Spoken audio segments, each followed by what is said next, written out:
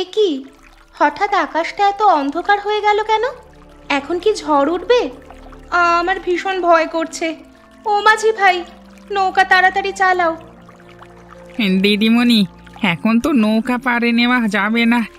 আপনি চুপ করে বসে থাকুন, ভয় পাবেন না। কিন্তু আমি চুপ করে বসে থাকতে যে পারছি না। আমার ভীষণ ভয় করছে। আমি কোনো সাঁতারও জানি না।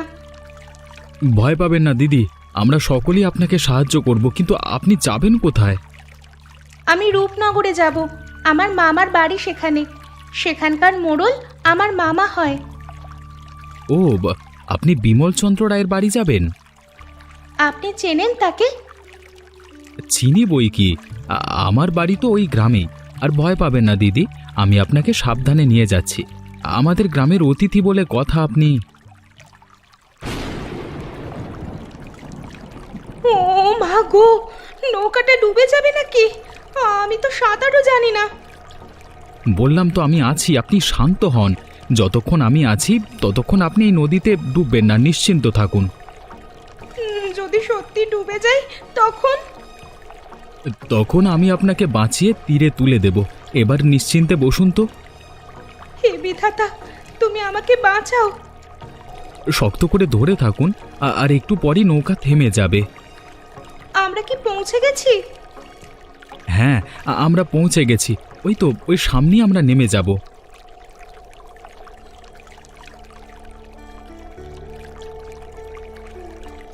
তোমাকে অনেক ধন্যবাদ। তোমার নামটা তো জানা হলো না। আমি সুমন, এই গ্রামেই আমার বাড়ি। আমি অদিতি, শহর থেকে মামার বাড়িতে বেড়াতে এসেছি।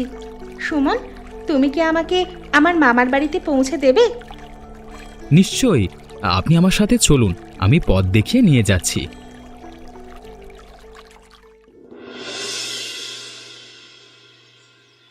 মোড়ল মশাই, মোড়ল মশাই, এই দেখুন কাকে নিয়ে এসেছি।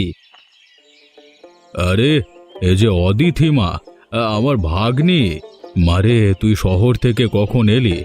তুই আসবি আমাকে একটা খবরও দিলি না, তো মদনকে পাঠিয়ে দিতাম। আসলাম হুট করেই, তাই আর বলা হয়নি। কেমন আছেন মামা? এবার অনেক দিন পরে এলাম। আমি তো ভালোই আছি, তবে হুট করে তোকে দেখে মনটা আরো ভালো হয়ে গেল। এবার কিন্তু কিছুদিন থাকবি। হ্যাঁ মামা, এবার বেশ কিছুদিন থাকবো। গ্রামটাকে দেখবো, সবাইকে চিনবো। আর এই যে এই সুমন না থাকলে আজকে যে আমার কি হতো। কেন রে মা, কি হয়েছিল কি? বাবু, এই দিদিমণিটা কি সুন্দর দেখতে। মানে শহরের মেয়েরা কি সকলেই এত সুন্দর হয়? হ্যাঁ হ্যাঁ হয়। কেন, আগে কখনো শহরের মেয়ে দেখনি? কোত্থেকে দেখবো? আমি কি কখনো শহরে টরে গেছি নাকি? সুমন, তুই আমার ভীষণ উপকার করেছিস রে। নদীর মধ্যে ঝড় উঠেছিল শুনছি। তুই যদি না থাকতিস তাহলে আমার ভাগ্নির কি হতো কে জানে। হ্যাঁ মামা, আর যদি সুমন না থাকতো তবে আমি হয়তো নদী থেকে বেঁচে ফিরতাম না। তুই শুধু আমার ভাগ্নির প্রাণ বাঁচাসনি রে সুমন, আমার মানও বাঁচালি। আরে মোড়ল মশাই, এটা তো আমার কর্তব্য। গ্রামের অতিথি বিপদে পড়েছে, সাহায্য করা তো আমার কর্তব্য। তোমার মতো মানুষ এখনকার দিনে বিরল সুমন। তোমাকে অসংখ্য ধন্যবাদ। ঠিক আছে রে মা, এবার তুই ভেতরে যা। অনেকটা পথ এলি, কিছু খেয়ে নে। ঠিক আছে মামা।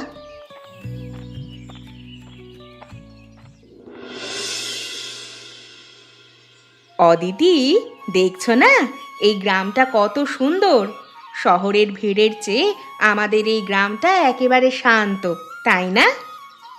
হ্যাঁ হ্যাঁ, এই গ্রামটা একদম অন্যরকম। এই নদীর পানি, এই পাখির ডাক, সব কিছু যেন স্বপ্নের মতো। সাবধান গো দিদি, ওই খালের ধারে হঠাৎ পড়ে গেলে বিপদ হতে পারে। আরে এত চিন্তা করো না, আমি সাবধানে আছি। তবুও ওই জঙ্গলের কাছে না যাওয়াই ভালো। বলা তো যায় না যদি কোনো বিপদ আপদ ঘটে। এই দেখো নদীর ধারে কেমন সবুজ। এখানে দাঁড়াতে আমার ভীষণ ভালো লাগছে। তুমি শহুরে মেয়ে, তোমার গ্রামে সব কিছুই ভালো লাগবে। আর এদিকে আমাদের আবার শহরে যেতে ইচ্ছে করে। তাই? তা সমস্যা কি? যাবে, আমি নিয়ে যাব তোমাদের। সত্যি?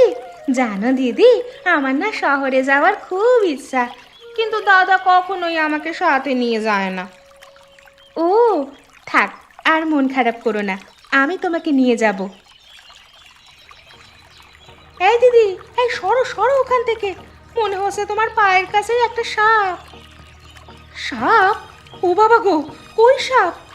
আমার সাপের নাম শুনলেই রক্ত জমে যায়। আউচ আউচ, আমার পায়ে কি যেন কামড়ে দিল। অদিতি, অদিতি কোথায় কামড়ালো দেখি। হায় বিধাতা, ওই যে সাপটা পালিয়ে গেল। তখন বললাম সাপ, সরে দাঁড়াও, শুনলে না কিছুতেই। এখন কি হবে? অদিতি, অদিতি দেখি তোমার পায়ে বেঁধে দিই। ও বৌদি, ওই দেখো দাদা যাচ্ছে, দাদাকে ডাক দাও। এই সুমন, তাড়াতাড়ি এদিকে আসো না ভাই, এই দেখো শহরের দিদির পায়ে সাপ কামড়ে দিয়েছে। কোথায় কামড়ালো? আচ্ছা আচ্ছা, চিল্লাচিল্লি করো না, চুপচাপ থাকো, আমি দেখছি। এটা বিষধর সাপ নয়, চুপ থাকো। আরে আমি এটা ঠিক করতে পারবো। সরলা, ওই গাছ থেকে কিছু ঘাস নিয়ে আসো তো, আমি জখমে বাঁধবো। ঠিক আছে দাদা, আমি এক্ষুনি যাচ্ছি। হায় বিধাতা, আমি আর কখনো পুকুরের ধারে যাব না, তুমি আমাকে বাঁচিয়ে দাও।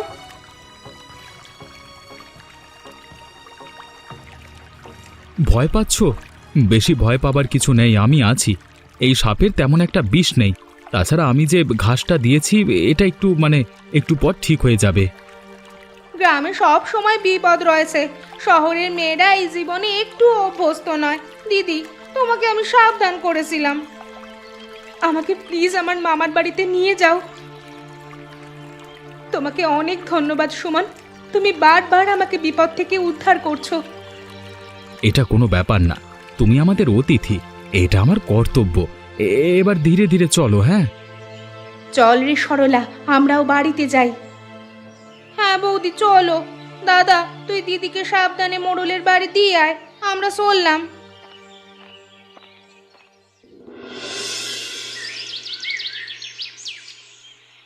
মা, তুমি জানো আজকে কি হয়েছে? তুমি শুনলে হাসতে হাসতে মরে যাবে গো। কি হয়েছে সরলা, কি হয়েছে আবার? এভাবে হাসছিস কেন? কাকিমা, তুমি শুনলে তুমিও হাসবে। অদিতি, মানে ওই যে শহর থেকে যে দিদিটা আসছে গো, সে আজ পুকুরের ধারে হাঁটতে গিয়ে সাপের কামড় খেয়েছে। কি? সাপ কামড়েছে? কি সর্বনাশা কথা! আর তোরা এভাবে হাসছিস কেন? এটা কি হাসির কথা? তোদের আক্কেল আর কবে হবে রে সরলা? সে কি এখন ঠিক আছে? বিষাক্ত সাপ কামড়ালে তো মহা বিপদ ঘটবে। হ্যাঁ গো মা, ঠিক আছে, কিন্তু দেখো সে কতটা ভয় পেয়েছিল, পা তুলে কেঁদে কেঁদে চিৎকার করছিল। আমি আর সুনিতা বৌদি যতদূর সম্ভব তাকে সাবধান করেছিলাম, কিন্তু সে কিছুতেই আমাদের কোনো কথা শুনলো না। আর মনে আছে সে কি বলেছিল? আমি আর কখনো খালের ধারে একা যাব না। মনে হচ্ছে সে যেন এই গ্রামে সারা জীবন থাকবে। এই শহরের মেয়েরা সত্যিই একটু অদ্ভুত, তাই বলে তোরা কারো বিপদে এভাবে হাসবি? হ্যাঁ মা, তার চেহারা দেখলে তুমিও হেসে দিতে। হাত পা উঁচু করে সে চিৎকার করছিল, আমরা দুজন তো হাসতেও পারছিলাম না প্রাণ খুলে। আর আমাদের সুমন, সে ছুটে এসে হঠাৎ তাকে ধরে রাখলো, জখমে ওষুধ দিল, নয়তো তাকে নিয়ে এখনো আমাদের সেই খালের পাড়েই থাকতে হতো। যাক বাবা, ভালো হয়েছে শহরের একটা মেয়ে গ্রামে এসেছে, এভাবে বিপদে সাহায্য করাটা আমাদের কর্তব্য। সুমন খুব ভালো কাজ করেছে। তুমি যাই বলো, ওই দিদিটা একটু বোকাশোকাই আছে। হ্যাঁ, তা যা বলেছিস। আমি যাই রে সরলা। ঠিক আছে বৌদি, যাও। ভাবছি কাল সকালে একবার দিদিকে দেখতে যাব, তুমি যাবে? তুই যাওয়ার সময় আমার বাড়ি হয়েই যাস। ঠিক আছে বৌদি, তুমি এখন বাড়ি যাও, নয়তো মহন্ত দাদা এসে তোমাকে না পেলে আবার রাগারাগি করবে। ঠিক বলেছিস, আমি তাহলে যাই রে।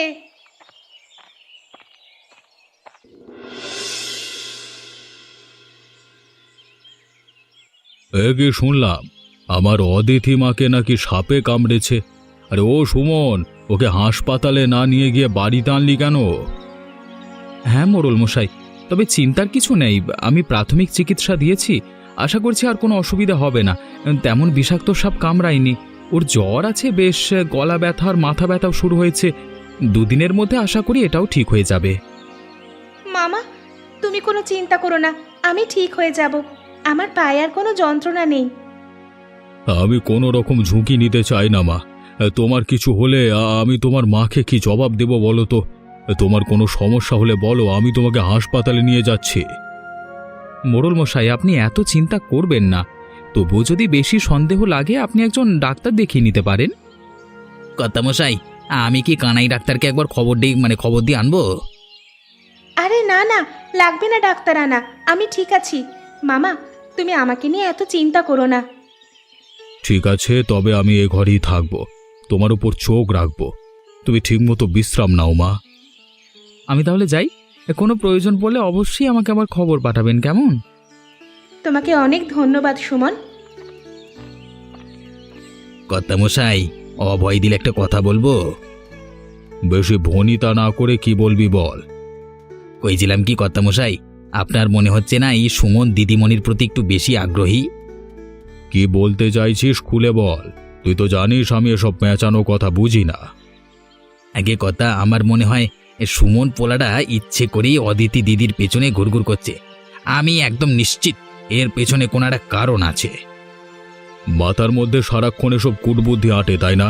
আর একটা ফালতু কথা বললে এক থাপ্পড়ে এ গালের দাঁত ও গালে দেব। যা এখান থেকে, যা।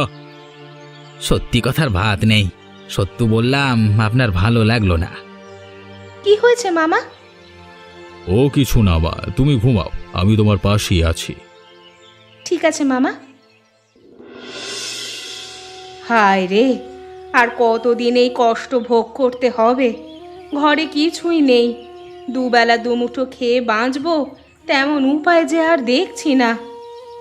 ঠিকই বলেছো মা, কালকে সারাদিন চুলোয় আগুনই জ্বলেনি। আজ সকালে যে কিছু ব্যবস্থা করব তেমন উপায়ও নেই। এভাবে আর কতদিন চলবে মা? সংসার চালানো যে কত কঠিন তা আজ হাড়ে হাড়ে টের পাচ্ছি রে মা। সুমন্ত নিজের মতো চেষ্টা করছে, কিন্তু তারও হাতে কী বা আছে। মা, আমি বলছিলাম কি, আমি কি একবার মোড়ল বাড়ি যাব? যদি কোনো কাজ পাই তাহলে এই বেলাটা অন্তত খেতে পারবো। তুই লোকের বাড়িতে বাড়িতে কাজ করিস, এটা যে আমার একদম পছন্দ নয় রে মা। না খেয়ে থাকবো সেও ভালো, তবুও তোর কারো বাড়িতে কাজ করতে যেতে হবে না। তাহলে কি করব মা? এছাড়া যে আর কোনো উপায়ও পাচ্ছি না। সরলা, সুমনকে ডেকে আন। ওকে না বললে হয়তো কোনো ব্যবস্থা হবে না। কিছু না কিছু করার পথ তো বের করতেই হবে। ঠিক আছে মা, আমি দাদাকে ডাকছি।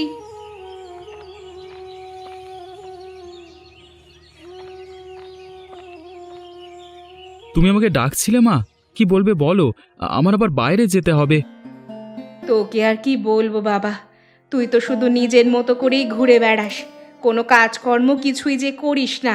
সংসার যে কেমন করে চলে তা তোর চিন্তায় আসে কখনো? মা, আমি তো চেষ্টা করছি, কোনো একটা ব্যবস্থা করতে না পারলে আমি কি করব? পড়াশোনা করে এখন কি লোকের বাড়িতে কাজ করতে যাব? চেষ্টা করছিস বলছিস? কেমন চেষ্টা করছিস? হ্যাঁ, ঘরে এক মুঠো চাল নেই, চুলোয় আগুন জ্বলে না, আমি আর সরলা না খেয়ে বসে আছি। তুই ছেলে হয়ে একটাও ব্যবস্থা করতে পারলি না? মা, এভাবে রাগারাগি না করে দাদাকে একটু শান্তভাবে বলো না। তুই চুপ কর সরলা, আমি জানি তুই ভাইয়ের পক্ষই নিবি। মা, আমাকে আর দোষ দিও না। আমি কাজ খুঁজতে গিয়েছিলাম, কিন্তু আজকাল গ্রামের অবস্থা তো দেখছো, কারোর হাতে কোনো কাজ নেই। তুই সব সময় এই একই কথা বলিস, কিন্তু ফল কোথায় রে বাবা? আমি তোকে কষ্ট করে খেয়ে না খেয়ে বড় করেছি, ভেবেছিলাম আমার কোনো চিন্তা নেই, তুই আমার শেষ ভরসা হবি। আর আজ? মা, কেঁদো না, দাদা ঠিক একটা ব্যবস্থা করবে। আমি বরং একটু মোড়ল বাড়ির দিকে যাই। হ্যাঁ মা, এবার আমি সত্যি কিছু একটা করব, তোমরা শুধু আমার উপর ভরসা রাখো।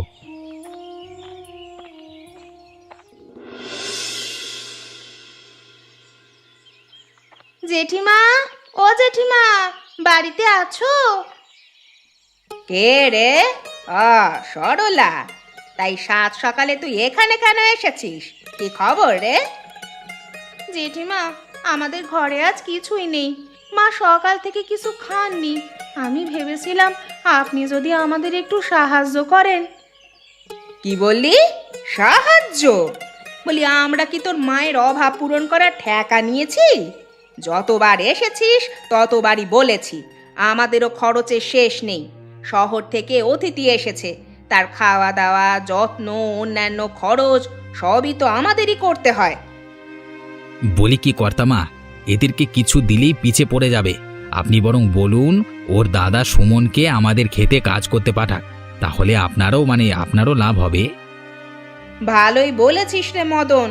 শোন সরলা, যদি সত্যি তোর নেহাতি সংসার চালাতে না পারিস তাহলে তোর ভাইকে আমার জমিতে কাজ করতে দে। মজুরি খুব বেশি পাবি না, তবে না খেয়ে মরতে হবে না। জেঠিমা, আপনি এমন কথা বলতে পারলেন? আমার দাদা তো পড়াশুনো করেছে, কষ্ট করে স্কুল কলেজ শেষ করেছে।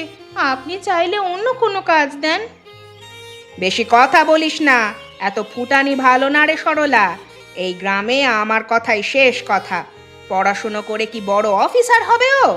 আমার খামারে কাজ করলে অন্তত কপালে ভাত জুটবে, না হলে তোকে আর তোদের মাকে পথে বসতে হবে। কি হলো রে সরলা, তুই বাড়ি যা, বাড়ি গিয়ে বরং তোর দাদাকে পাঠা। পেটে ভাত না গেলে ওই বিদ্যাও কোনো কাজে আসবে না, বুঝলি?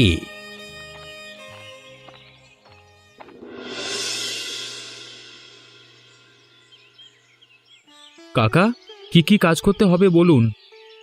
ওরে বাপরে, আজকে আমাদের শিক্ষিত সুমনবাবু খেতে নেমেছে নাকি? এই দেখুন কর্তামশাই, পড়াশোনা করে শেষমেশ নাগল ধরতেই হলো।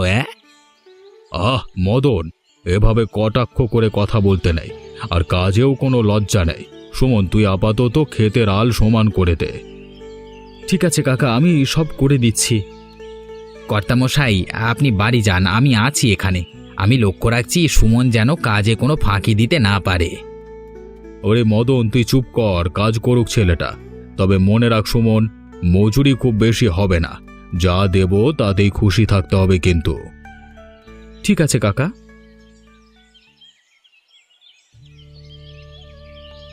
বাহ, এদিকে কি সুন্দর দৃশ্য! আহা, গ্রামটা সত্যিই অন্যরকম। ফ্রেশ হাওয়া, সবুজ ফসল, সবই যেন অপরূপ সুন্দর। এ কি, ওইটা কি সুমন না? হ্যাঁ, সুমনই তো।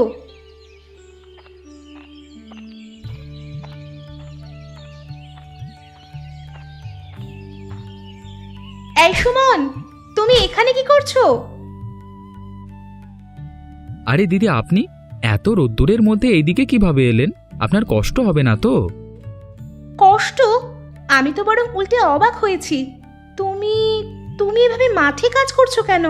তুমি তো পড়াশোনা জানা ছেলে। হ্যাঁ, পড়াশোনা করেছি, কিন্তু তাতে কি, সংসার তো চালাতে হবে। বাবা নেই, মা বোন নিয়ে সংসার, কোনো চাকরি পাচ্ছি না, তাই বাধ্য হয়ে মাঠে নামতে হচ্ছে। কিন্তু এটা তো তোমার কাজ নয় সুমন। তোমাকে দেখে আমার জানি না কেন খুব খারাপ লাগছে। কাজের ছোট বড় কিছু নেই, সংসার টিকিয়ে রাখতে যা লাগে সেটাই বড়। মা আর সরলা খালি পেটে দিন পার করে, সেটা আমি কোনোদিন সহ্য করতে পারবো না। তাই যত অপমানই হোক, আমি এ কাজ করব। তুমি সত্যিই অন্যরকম সুমন। আমি ভেবেছিলাম তুমি শুধু সাধারণ একজন গ্রাম্য ছেলে, কিন্তু আজ তোমাকে দেখে বুঝলাম তুমি আসলেই বড় মনের মানুষ। আমি শহরে ফিরে গিয়ে তোমার জন্য একটা কাজের ব্যবস্থা করব, তুমি কোনো চিন্তা করো না। ধন্যবাদ দিদিমণি, আপনি বাড়ি যান, এই রোদ্দুরে থাকবেন না। কিন্তু আমি তো গ্রাম ঘুরবো বলে বেরিয়েছি। একা একা ঘুরবেন? আবার কোনো বিপদ ঘটলে আরে ও মদন দাদা, তুমি এই দিদিমণিকে নিয়ে আমাদের বাড়ি যাও, সরলা দিদিমণিকে নিয়ে গ্রাম ঘুরিয়ে দেখাবে। ঠিক আছে ঠিক আছে, নিয়ে যাচ্ছি। সেই ফাঁকে তুমি আবার কাজে ফাঁকি দিও না। আমি এক্ষুনি ফিরে আসছি।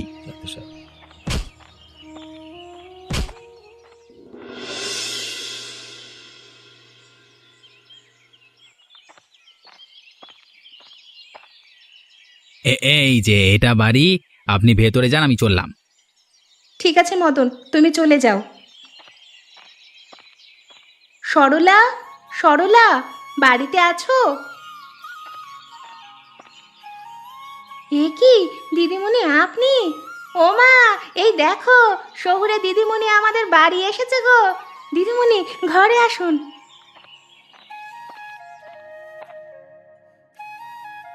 ও দিদিমা, তোমাকে আজ আমাদের ঘরে পেয়ে খুব ভালো লাগছে। গ্রামে তো এমন অতিথি কদাচিৎ আসে। আমারও আপনাদের বাড়িতে এসে অনেক ভালো লাগছে। আমি শহরে থাকলেও সব সময় চাইতাম গ্রামের জীবনটা কাছ থেকে দেখতে। আজ আসলেই সেই সুযোগ হলো। তোমরা যে আমাকে এত ভালোবাসা দিচ্ছ, সেটাই আমার সবচেয়ে বড় প্রাপ্তি।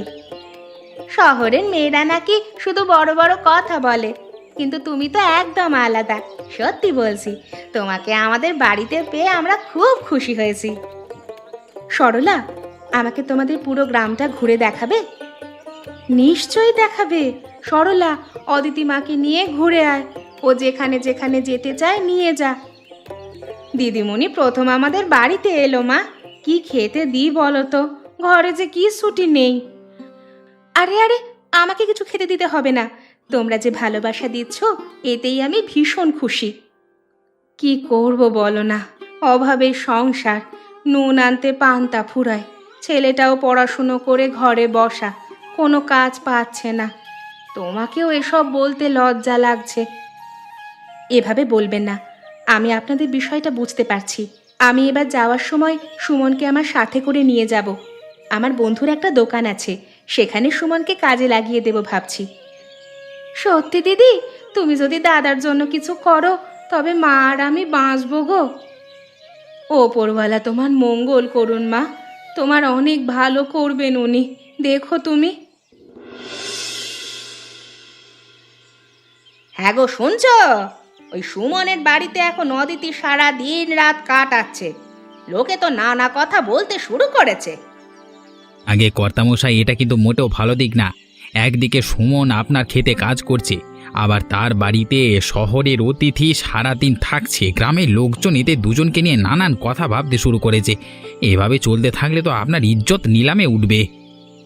সত্যি তাই। এ মেয়েটা যদি শহরে ফিরে গিয়ে সুমনের জন্য কাজের সন্ধান করে, বলছিলাম যে তখন কি তোমার সম্মান থাকবে? এ কথা তো একদম ঠিক বলেছ গিন্নি। গ্রামের মোড়ল আমি, আর যদি মানুষজন অন্য কারোর কথায় কান দেয়, তবে সেটা আমার জন্য লজ্জার। তাই তো বলছি, এখনই কিছু একটা করতে হবে। এই অদিতিকে সুমনের কাছ থেকে আলাদা করতে হবে, আর সুমনকে আবার সবাই ছোট চোখে দেখুক সেই ব্যবস্থা করতে হবে। কিন্তু কিভাবে? সবটাই আমার উপর ছেড়ে দিন কর্তামা। আমি এমন এক কাণ্ড ঘটাবো যাতে সুমন আর তার মাকে পুরো গ্রাম অপমান করে।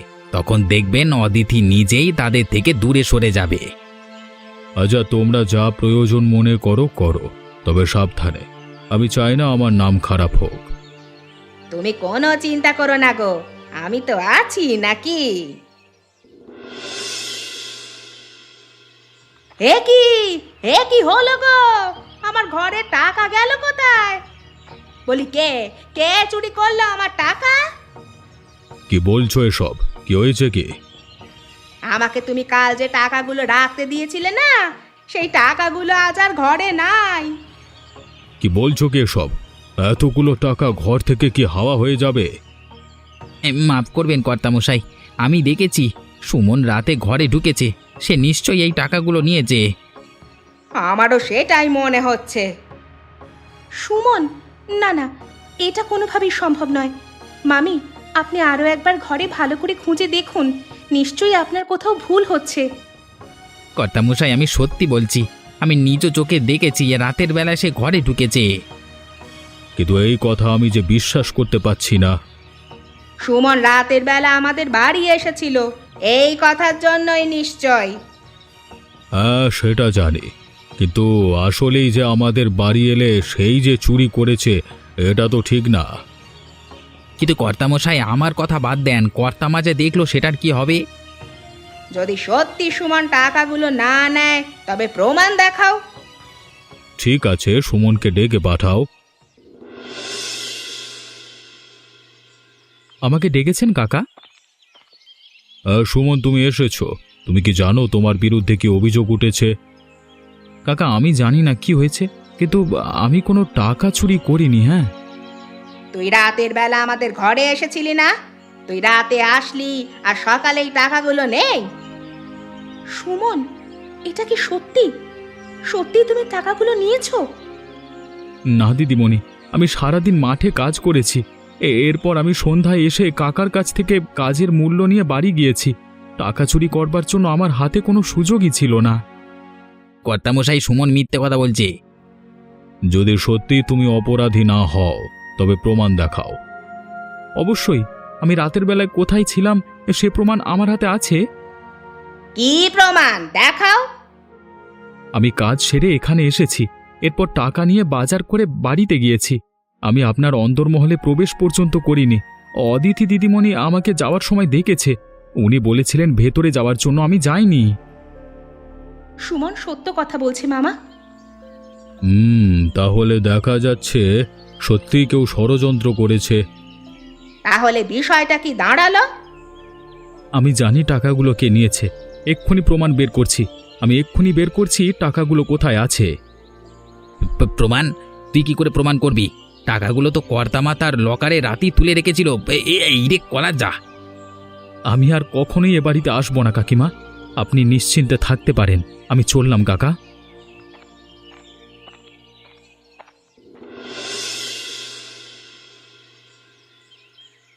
সত্যি সময় এত দ্রুত কেটে যায়। এই তো সেদিন এলাম, আজ আবার যাওয়ার ঘন্টাও বেজে গেল। দিদিমণি, এত কষ্ট করে আমাদের সঙ্গে থাকলেন, কিছু মনে করবেন না।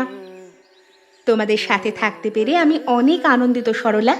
তোমাদের কথা আমি সব সময় মনে রাখব। তোমাকে পেয়ে আমরাও সবাই অনেক আনন্দিত। অনেক ভালো থেকো, আবার এসো মা। ঠিক আছে, আমি এবার শহরে ফিরব, কিন্তু মনে রাখবেন আমি সব সময় আপনাদের কথা মনে রাখব। আর আমি অবশ্যই শহরে ফিরে সুমনের জন্য একটা কাজের খোঁজ করব। দিদিমণি, আবার আসবেন তো? নিশ্চয়ই সরলা। শহরে গেলে ফিরে আসা সহজ হবে না জানি, কিন্তু আবার যখন সুযোগ হবে আমি নিশ্চয়ই আসব।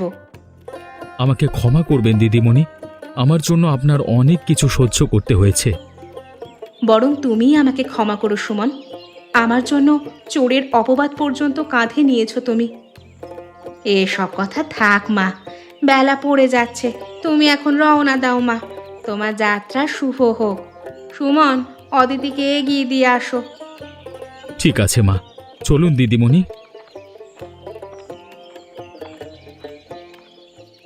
এমনই মজার মজার গল্প দেখতে আমাদের চ্যানেলটিকে সাবস্ক্রাইব করতে ভুলবেন না।